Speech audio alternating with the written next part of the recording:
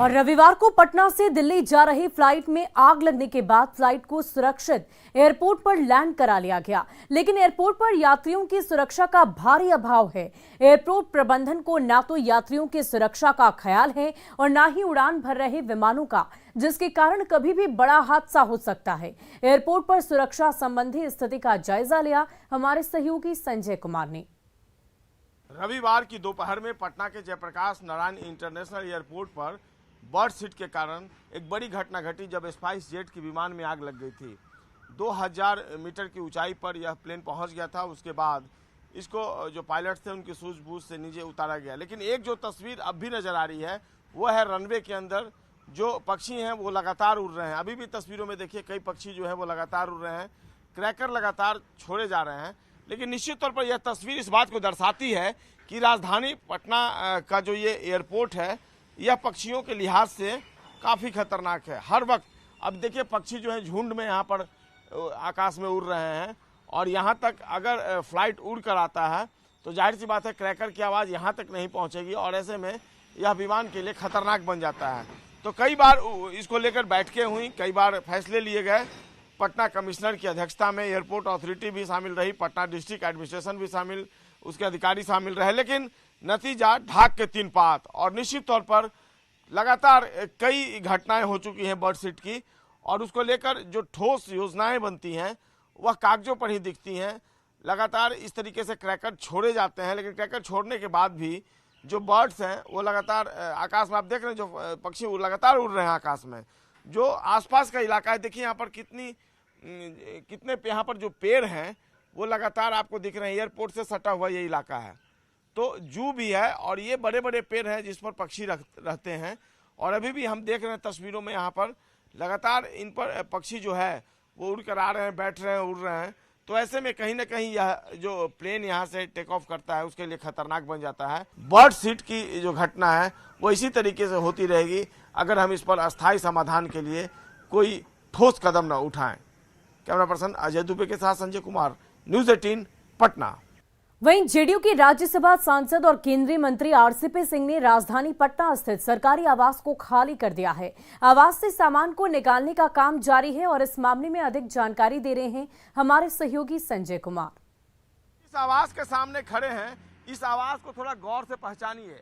यह stand road का 7 number आवास है जो आरसीपी सिंह के आवास के नाम से जाना जाता था। यह आवास तो वैसे संजय गांधी जो एमएलसी हैं जदयू के, उनके नाम पर आवंटित था, लेकिन केंद्रीय मंत्री आरसीपी सिंह का यह आवास था जहां पर सत्ताधारी दल के कार्यकर्ता से लेकर नेता, मंत्री, तमाम लोग यहां अधिकारी तक पहुंचते थे और सुबह से शाम तक जब केंद्रीय मंत्री यहां रहते थे तो हुजूम यहां पर देखने को मिलता था। लेकिन अब तस्वीरें बदल गई हैं क्योंकि यह अब आरसीपी सिंह का ठिकाना नहीं रहा। बिहार सरकार ने फैसला कर लिया कि बिहार के मुख्य सचिव को यह सरकारी आवास आवंटित किया जाएगा। और सबसे बड़ी खबर अब यह है कि आरसीपी सिंह जो केंद्रीय मंत्री हैं उन्होंने इस सरकारी आवास को अब छोड़ दिया है। कल रात से ही सामान निकलने का सिलसिला इस आवास से शुरू हो गया था और आज सुबह में भी सामान जो है वो निकला है। यानी अब धीरे धीरे काफ़ी हद तक अब ये आवास खाली करा दिया गया है और कुछ इक्का दुक्का सामान जरूर बचा है, लेकिन अब यहाँ पर आरसीपी सिंह का ठिकाना यहाँ से बिल्कुल बदल गया है। आरसीपी सिंह यहाँ से अपने सपरिवार कहीं और चले गए हैं, पटना में उनका ठिकाना कहीं और हो गया है। हालांकि इस दौरान जो सुरक्षा कर्मी हैं वो जरूर अब भी तैनात हैं, चूंकि इनकी अपनी ड्यूटी है और यह ड्यूटी ऊपर से लगाई गई है। चूंकि ये केंद्रीय मंत्री का आवास था पहले, लेकिन अब यह आवास नहीं रहा। अब मुख्य सचिव यहाँ पर आएंगे, मुख्य सचिव का यह ठिकाना होगा, मुख्य सचिव का यह आवास होगा। लेकिन अब जो तस्वीरें हैं इस आवास की बिल्कुल सुनसान हो गई हैं। कैमरा पर्सन अजय दुबे के साथ संजय कुमार, न्यूज़ 18 पटना। और आइए अब आपको मुजफ्फरपुर से आई एक तस्वीर दिखाते हैं जो सरकार के साथ ही प्रशासन को भी मुंह चढ़ा रही है। क्यों शव को घाट पर ले जाने की मजबूरी है और क्यों ग्रामीणों को चचरी पुल के आसरे ही जिंदगी गुजारनी पड़ रही है, समझिए इस रिपोर्ट के जरिए। हम गेली घर में गेली तो हमारे पेट कैसे थी वो? खत्म दिया कि अपना ओढ़नी से। अच्छा, कोई से संपर्क था? में बाढ़ की आहट आने लगी है। कई जिलों में नदी के जलस्तर में वृद्धि से प्रशासन की चिंता बढ़ गई है। बात अगर सीतामढ़ी की करें तो यहां मेजरगंज में बागमती नदी में तेजी से कटाव है और गांव के रसूलपुर गांव के लोग इस वक्त काफी ज्यादा डरे हुए हैं क्योंकि उनके गांव पर संकट जो मंडराने लगा है।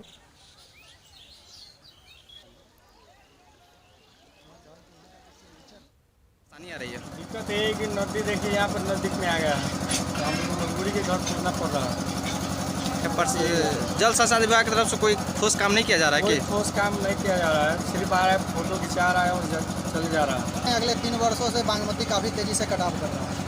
मजबूरी में हम लोग जल संसाधन विभाग की ओर से कोई ठोस कदम नहीं उठाता है, इसके कारण हम लोग घर तोड़कर कहीं जा रहे हैं। जिला प्रशासन की ओर से किसी प्रकार की कोई हमको राहत नहीं दिया जा रहा है। और शिवहर जिले में भी बाढ़ की प्रबल संभावना दिख रही है। समय से पहले बागमती नदी इस वक्त तूफान पर है।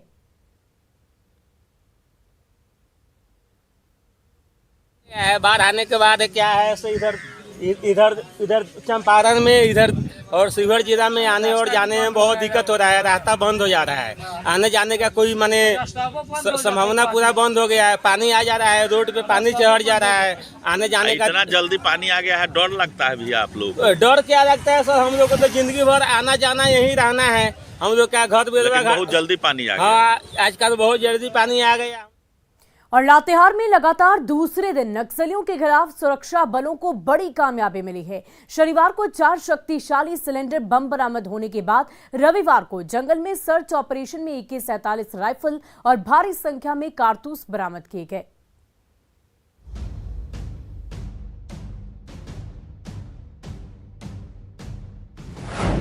लातेहार में लाल आतंक को झटका। लगातार दूसरे दिन सुरक्षा बलों को बड़ी कामयाबी। जंगल में नक्सलियों की साजिश फुस। कारतूसों को सजाकर लिखा गया लातेहार पुलिस और उसके दोनों तरफ रखे AK-47 और इंसास राइफल नक्सलियों के हैं, जो बताते हैं कि नक्सली कितने खतरनाक इरादे और अत्याधुनिक हथियार रखते हैं। लातेहार